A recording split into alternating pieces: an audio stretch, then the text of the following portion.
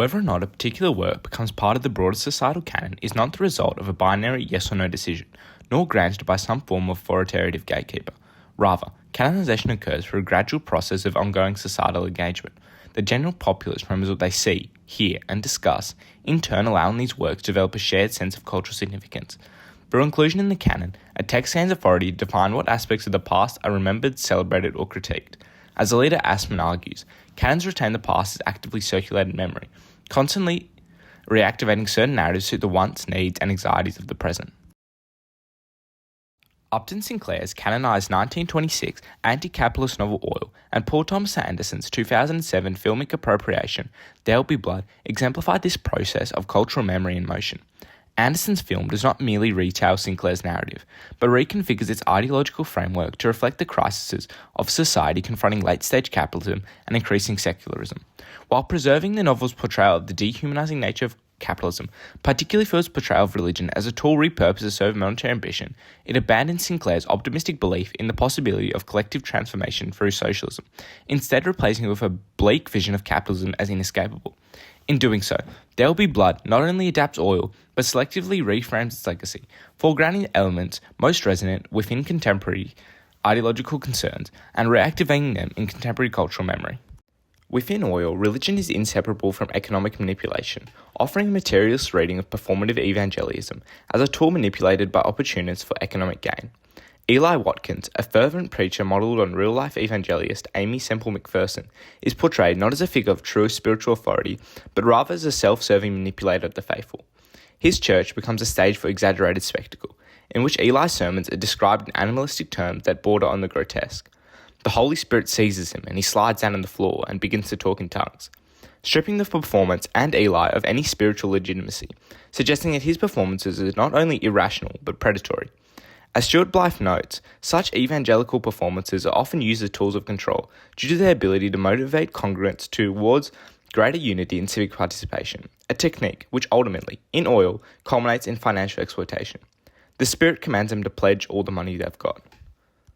Religion, then, becomes another site of capitalist control, reflecting Sinclair's broader argument that morality is subordinate to monetary ambition in a society governed by profit, an idea that in the 1920s gained traction, particularly following a period of post-World War I disillusionment in which institutions, including organised religion, were being scrutinised for their complicity in war efforts and a rise in false evangelist figures, ultimately allowing Oil to gain canonical traction precisely because it articulated the anxieties of its time. Yet, Sinclair's critique is not entirely cynical. While evangelism is often manipulated for economic ends, religion itself is not entirely subsumed by capitalism. Instead, Sinclair acknowledges religion's persistent function as an emotional refuge for the working class, a comfort in a world governed by capital. If it wasn't for the Lord, they had very little pleasure in life.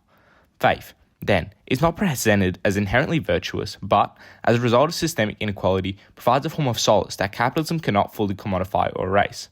Ultimately, Sinclair suggests that religion, although vulnerable to commodification and its ability as a means to achieve personal ambitions, retains a latent capacity for communal purpose within an abhorrent system, a function that, crucially, capitalism cannot wholly extinguish. In There Will Be Blood, Anderson adopts Sinclair's critical portrayal of theatrical evangelism as a vehicle for personal gain, but reconfigures it to reflect a more nihilistic worldview, emblematic of early 21st century cynicism in the wake of post-9/11 distrust and the entrenchment of late-stage capitalism. Set within an increasingly secular America, which Anderson argues is a result of religious institutions being eroded by the pervasive logic of the market. Like Ross and Eli in Oil, Daniel Plainview embodies capitalist logic, deepening societal divisions through religion for profit. For Daniel, that the local people flock to Eli Sunday simply proves their gullibility and naivete. As far as he is concerned, there is no reason to provide them with any support, since they already throw their money away on false religious theatrics, using this as a reason to not pay the community's oil rights, a point that mirrors Ross's and Eli's economic exploitation of the devout within Oil. However, Anderson extends Sinclair's critique. Religion is not just hollowed out by capitalism, it is ultimately obliterated by it, culminating in, by the film's conclusion, the literal murder of the preacher by the capitalist. The closing sequence, in which Daniel bludgeons Eli to death, unfolds in a sterile mansion stripped of decoration, intimacy, and warmth, an environment emblematic of capitalist excess. The staging is similarly unsettling, harshly lit, barren, devoid of musical accompaniment, a detached perspective that treats the murder of Eli as inevitable and banal. This emotional vacancy is mirrored in Daniel's lack of expression. There is no cathartic release, no anger or remorse, only the mechanical completion of a task, the elimination of the final obstacle to capitalism, religion. In this, Anderson frames Eli's murder as the ultimate symbol of capitalism's dominion, not only over the material world, but over all forms of moral and spiritual resistance.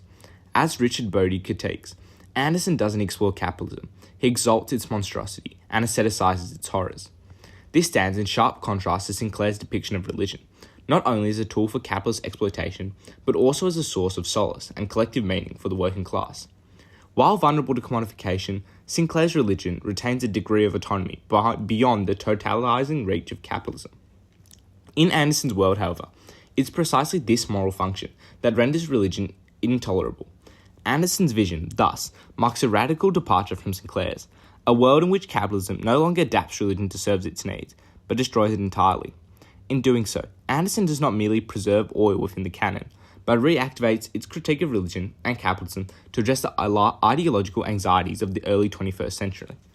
Ultimately, if, as Lydia Assman argues, canons shape what is remembered, then There Will Be Blood suggests a shift in what society chooses to recall, not face resilience, but its obliteration. When examining how each creator addresses the theme of capitalism, Oil and There Will Be Blood present vastly different perspectives on whether anything can be done to change it. Sinclair's Oil functions as a didactic novel, advancing two central claims. First, that laissez-faire capitalism is an inherently exploitative system which entrenches inequality and moral decay. And second, that Marxist socialism represents the only viable solution, a redemptive framework through which the destructive consequences of capitalism can be overcome, should society collectively commit to its principles. Sinclair characterizes capitalism as an irresistible will to degeneracy, a dehumanizing system that compels individuals to abandon morality in favor of profit, ultimately rewarding exploitation and systematic inequality. This culminates in the world of Oil, a society rife with electoral corruption, exploitative wages, a culture of extravagant excess amongst the uber-wealthy, and ultimately to the murder of several of the novel's protagonists. Yet, the novel maintains a sense of optimism, embodied most clearly in the figure of Paul Watkins. Modelled as a Christ-like martyr, Paul preaches a gospel of worker solidarity, travels to impoverished nations as a political missionary, and ultimately sacrifices himself for the collective good. His death, by agents of capital, is framed in sacrificial terms. He is silenced for denouncing injustice, and martyred for preaching a better word. This rhetoric is even draped in overt religious vocabulary, proclaiming the truth and calling for conversion of the people. Furthermore, like Christ, Paul becomes more powerful in death than in life, transformed into a symbol of revolutionary hope, inspiring others to fight for systemic change. Ultimately, Oil presents capitalism as morally bankrupt, but insists that through socialist awakening, redemption remains possible. There Will Be Blood, by contrast, offers no such solution. Anderson removes Sinclair's political framework, and with it any vision of a possibility for societal redemption, adapting it for a 21st century world entrenched in late-stage capitalism. Where Oil features an underlying optimism, There Will Be Blood is starkly pessimistic, discarding the novel's reformist characters and ambitions. Daniel Plainview, unlike Ross, exemplifies this. He is not a man grappling with the morality of his actions, but rather the embodiment of the man under capitalism at its purest, most violent expression. He experiences no gradual character arc that hints at redemption. Rather, he descends deeper into isolation and meaningless violence, a far cry from Sinclair's Ross. No ideological counterweight exists in Anderson's world. There is no Bunny, no Paul, no collective movement, only a vast, sterile landscape drained of life, meaning, and hope. This bleakness is mirrored in the film's visual landscape, an endless stretch of inhospitable land drained of colour and life, characterised by a desaturated colour grading full of sickly browns and yellows.